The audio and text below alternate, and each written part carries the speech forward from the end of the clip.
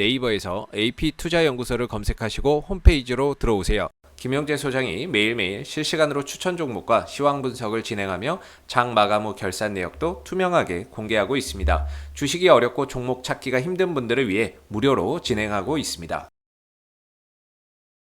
안녕하십니까. 오늘 안랩을 함께 살펴볼 AP투자연구소의 이세훈 전략팀장입니다. 오늘 안랩은 1%의 하락 흐름들 보여주고 있는 상황이고요. 거래량은 6만 주가 발생이 되고 있습니다. 이 종목에 대한 이슈들 한번 같이 좀 살펴보도록 하겠고요. 코드번호 053800이 되겠고 현재 시각은 2021년 5월 11일 화요일 3시 10분을 지나가고 있는 시점이 되겠습니다. 안랩은 이제 보안 솔루션을 개발하는 업체가 되겠습니다. 우리가 이제 컴퓨터, PC나 이런 스마트폰, IT 기기를 활용을 하면서 금융 서비스나 이런 부분들을 이용을 할 때 V3라고 하는 이런 이제 보안 백신 프로그램이 작동을 하죠. 이게 결국에는 이 안랩이 만들어낸 백신 프로그램이다라고 보시면 될 것 같고, 그 백신 프로그램을 만드는 회사를 이제 만든 사람이 바로 현 국민의힘 그 안철수 대표가 되겠죠. 그래서 이 회사의 이제 최대 주주를 보시게 되면 최대 주주에 관한 사항을 보시면 안철수 본인이 이제 18.6%의 지분을 보유를 하고 있으면서 최대 주주에 올라서 있습니다. 경영은 실질적으로는 하지 않는 걸로 알려져 있는데 지분 자체는 들고 있는 상황이죠. 그래서 이 종목이 대표적인 안철수 정치 테마주로도 다소 좀 움직임을 가져가는 그런 이제 부분들이 있고, 항상 그래왔듯이 이번에도 또 정치적인 이벤트 속에서 주가의 등락이 만들어지는 그런 이제 흐름들을 보여줬습니다. 사실 안랩의 실적이나 이런 부분들을 보면 상당히 굉장히 안정적이에요. 이런 이제 IT 프로그램 소프트웨어 기업들 같은 경우에 보면 매출이나 이런 부분들이 이게 이제 제조업이랑 비교할 수는 없는 거고요. 일반 소프트웨어 기업이 이제 매출액이 1,700억이 나온다. 엄청나게 많은 겁니다. 영업이익이 막 200억대, 순이익 185억 나온다. 엄청나게 이제 큰 이익을 발생을 시키고 있는 거고요. 규모로만 따지면 좀 적을 수 있는데 이제 IT 소프트웨어 업체에서 이 정도 나온다는 건 엄청나게 높은 이익을 달성하고 있다라고 보시면 될 것 같아요. 부채 비율도 이제 29% 정도로 상당히 좀 낮게 유지가 되고 있죠. 재무 구조나 이런 부분들이 상당히 좀 안정적이다라고 볼 수가 있겠고, 그리고 이제 배당은 연간 1%씩 매년 이제 제공을 하고 있습니다. 한 900원인가 주는 것 같아요. 매년 900원씩 꾸준히 제공을 하고 있는 것으로 보고 있습니다. 그래서 배당 사항들 한번 같이 좀 볼까요? 배당 얼마씩 좋았는지 그동안에. 배당은 여기서 봐야죠. 배당은 900원씩 줬네요. 그래서 시가 배당이기 때문에 그때그때마다 이제 가격에 따라서 1.9%일 때 있고 1.4%, 1.2%. 주가가 올라가게 되면 배당 수익률이 당연히 떨어지는 거고, 주가가 떨어져 있는데 900원을 주면 배당 수익률은 높아지는 거기 때문에 전반적으로 금액은 똑같지만 배당 수익률은 그때 주가의 상황에 따라서 좀 차이가 발생이 되고 있다라고 보시면 될 것 같아요. 이렇게 해서 이 종목이 영위하는 사업들 한번 좀 기업적인 내용들 같이 한번 살펴봤고요. 이 종목의 주가의 역사를 한번 좀 들여다보도록 하겠습니다. 2012년도부터 이 종목이 시장에서 강한 상승 흐름들을 보이기 시작을 했고, 이런 이제 강한 상승의 흐름들이 있을 때마다 어떤 이슈가 부각이 되냐면 정치적인 이슈가 부각이 되더라라는 겁니다.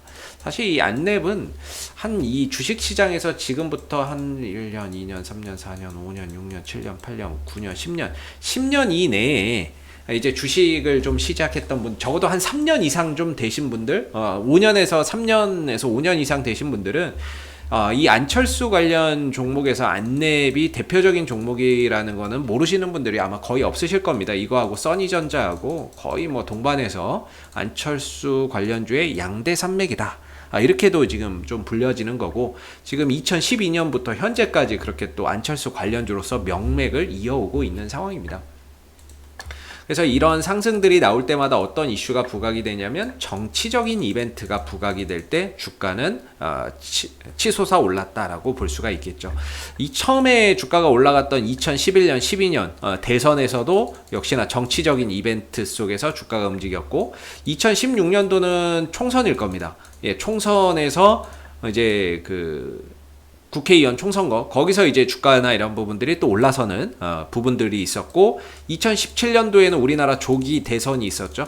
조기 대선에 역시나 대선 후보로 나오게 되면서 주가나 이런 부분들이 폭발적인 상승을 또 보이기도 했었고 2018년도에는 이제 지방선거 서울시장 선거를 나갑니다. 물론 이제 낙마를 했지만 지방선거를 나가게 되면서 또 주가가 움직였었고 그리고 나서는 이제 이번에 서울시장 선거를 또 출마 선언하고 했고 그 다음에 이후에 물론 이제 단일화 과정에서 탈락하기는 했지만 그런 부분에서 또 움직였다가 탈락하면서 주가가 또 떨어지는 이런 이제 모습을 보인 거죠. 그래서 주가의 등락은 사실 기업의 본질적인 이런 가치하고는 좀 별개로 그동안에 좀 움직여 왔던 상황이고 최근에 주가나 이런 부분들이 다소 좀 정체되어 있는 것도 정치적인 활동성이 좀 떨어지고 있기 때문에 또는 정치적인 이벤트가 상대적으로 좀 부각되는 게 없기 때문에 움직임을 보여주지 않고 있다라고 볼 수 있어요. 근데 사실 안랩은 지금의 주가의 위치라고 한다면 항상 이 정도에서는 거의 뭐 바닥을 찍었거든요. 좀 과도하게 떨어지면 4만원, 5만원대까지도 좀 떨어지는 모습이었는데 이때는 좀 폭락장이 온다거나 정말 진짜 안 좋을 때는 여기까지도 오는데요. 일반적으로 한 6만원대 언저리에서는 대체적으로 좀 이제 머물러주고 바닥을 찍어주고 있는 그런 이제 모습이 된다라고 보는데 그랬을 때 안랩은 어느 정도 주가나 이런 부분들이 이제 더 이상은 좀 더 추가적으로 하락하고 그러기에는 좀 힘든 영역에 좀 있지 않나. 오히려 이 밑으로 떨어지면 떨어질수록 이 기업의 뭐 모멘텀이나 실적이나 이런 부분들로 봤을 때에는 또 기다리면 또 올라오는 종목이니까요. 또 기다리면 또 자연스럽게 올라오고 5만원, 6만원, 6만원대 밑으로 5만원대 뭐 잡아놓고 또 기다리면 또 올라오는 종목이다 보니까 어느 정도 이제 가격적으로는 충분히 좀 떨어질 만큼 떨어지지 않았나라는 생각을 해봅니다. 그래서 이번에 이제 서울 시장 그 단일 후보에서 좀 탈락을 했는데 또 몰라요. 안철수 후보가 지금 이제 또 대선 후보로 또 나올 수도 있어요. 나올 수도 있고 그 다음에 이제 국민의힘하고 국민의당하고 또 합당 얘기 나오고 있죠. 네, 합당 이야기 나오는데 요새는 또 조용해요. 그러다 보니까 또 합당을 하면서 또 이제 이슈나 이런 부분들이 부각이 되면은 주가나 이런 부분들이 또 상승작용할 수 있는 그런 이제 여지도 있고 앞으로 대선이 한 1년 정도 남아 있습니다. 그래서 그런 1년 안에 또다시 정치적인 행보, 대선 행보를 또 이어간다고 한다면 주가는 또 거기에 어김없이 반응을 할 수밖에 없지 않을까라는 생각이 들어요. 그래서 지금 안랩의 기술적인 흐름에서 이 종목의 하락을 바치는 힘은 62,500원대에서 한 65,000원대 정도에 있다라고 보고 있거든요. 제가 이전에도 아마 이 종목에 대한 리뷰 영상을 좀 찍으면서 이 RSI 지수가 30m로 떨어지면 이거는 이제 과매도 영역이기 때문에 반등에 대한 가능성이 높다라고 한번 이전에 영상에서 이제 리뷰를 좀 했던 것 같고요. 그리고 이 종목이 이제 그 과매도 영역에서 반등을 주면 하락분의 절반 정도는 좀 들어줄 거다라고도 한번 이제 그때 언급을 좀 드렸던 것 같습니다. 그래서 하락분의 절반 정도를 들어주고 나서 추가적으로 더 뻗지 못했죠. 왜 그러냐면 이때 이제 서울시장 선거를 했죠. 서울시장 선거를 하고 나서는 좀 재료 소멸 관점으로 좀 주가나 이런 부분들이 반등 주고 재차 밀리는 양상이었어요. 근데 이제 밀리더라도 이전에 RSI 상대 강도 지수가 30m로 떨어졌던 이 구간을 필두로 해서 지금 저점이 잡혀 있는 상황이기 때문에 재차 내려오더라도 이 구간만 이탈하지 않으면 하나의 이런 거대한 쌍바닥을 만들면서 바닥을 다져가는 하나의 과정으로 우리가 좀 볼 수 있는 거죠. 그랬을 때 지금 안랩은 지킬 자리에서 지켜줬고 돌려가야 되는 자리에서 돌려가고 있다라고 생각이 됩니다. 어느 정도 바닥을 그림을 잘 그리면서 만들어가고 있다라는 거죠. 그런 가운데 어느 정도 또 정치적인 이벤트나 이슈가 또 부각이 되면 거기서 또 주가는 자연스럽게 또 반응이 나올 수 있을 거라고 보고 있는데요.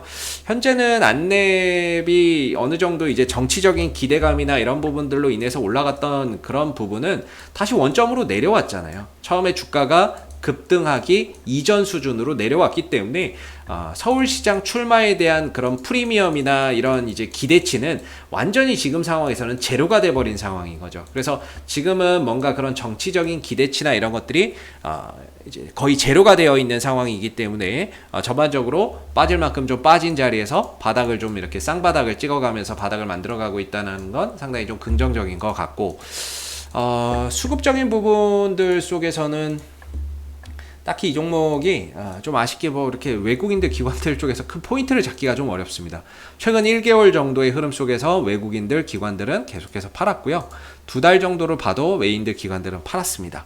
3개월을 봐도 4개월을 봐도 6개월을 봐도 딱히 외국인들 기관들이 뭐 크게 샀거나 모았거나 이런 종목은 아닌 거죠. 그래서 외국인들과 기관들의 수급에서 크게 기대할 만한 요소는 많지 않다, 이런 생각이 좀 들고요.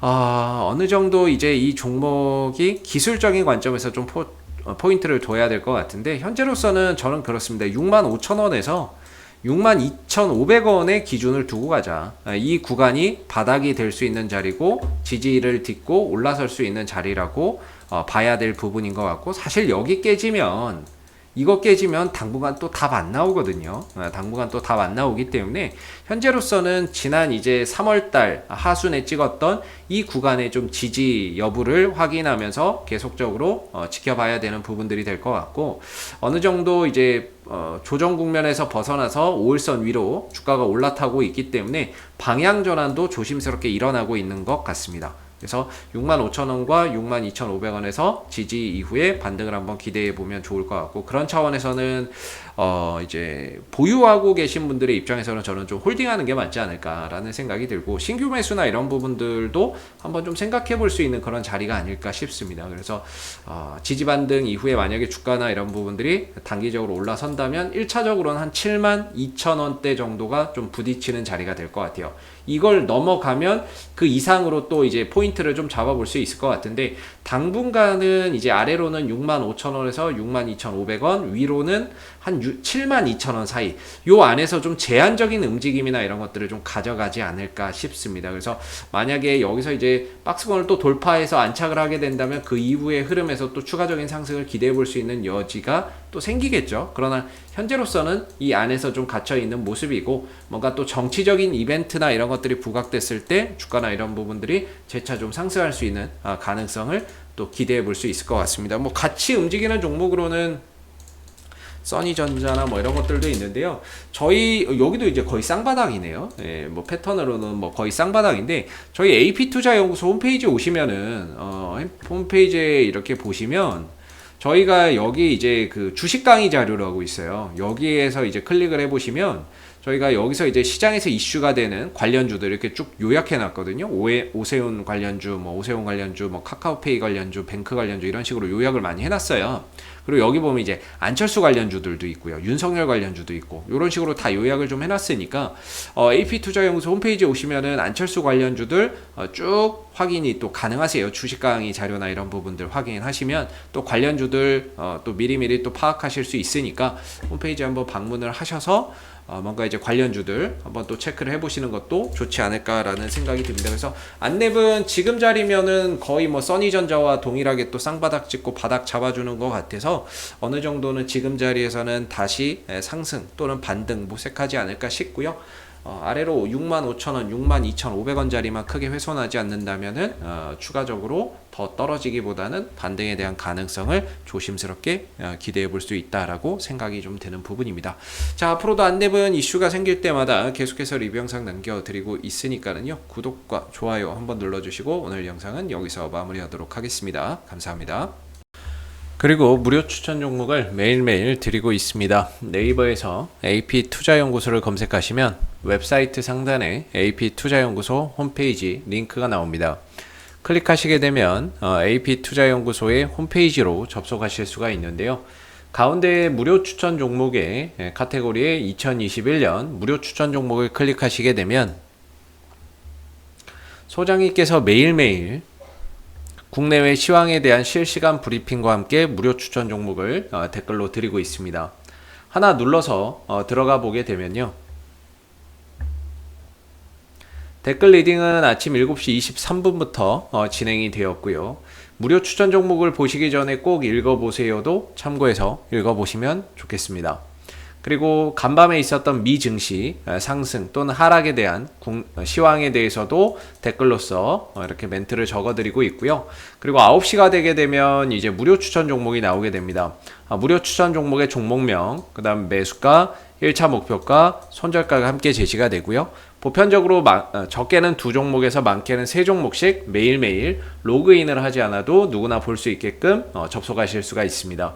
주가나 이런 부분들이 상승하게 되면 그 상승한 부분에 대해서 장중에 댓글로서 이렇게 리딩을 해드리고 있고요. 반대로 이제 하락하게 되면 그 하락한 부분에 대해서도 장중에 댓글로서 이렇게 리딩을 해드리고 있기 때문에 무료 추천 종목이 필요하신 분들은 홈페이지에 오셔서 많은 도움 받아가시면 좋겠습니다. 감사합니다.